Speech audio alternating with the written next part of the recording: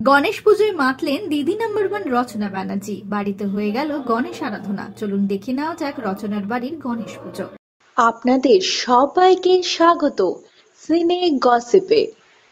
অভিনেত্রী রচনা ব্যানার্জি প্রত্যেকবারই করে থাকেন গণেশ পুজো তার বাড়িতে। এই বছরও অন্যথা হলো না। অভিনেত্রী একগুচ্ছ ছবি শেয়ার করলেন, যেখানে দেখা গেল তার বাড়ির গণপতি বাপ্পাকে।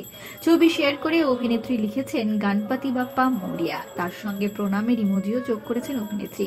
দেখা গিয়েছে ছবিতে অভিনেত্রীর বাড়ির পুজোর কিছু ঝলক। সাদা শাড়ি, তার সঙ্গে স্লিপলেস ব্লাউজে এই গণপতির আরাধনায় সেজে উঠেছিলেন অভিনেত্রী। তার সঙ্গে মানানসই গয়না, খোপায় তাকে দেখাচ্ছিল বেশ সুন্দর।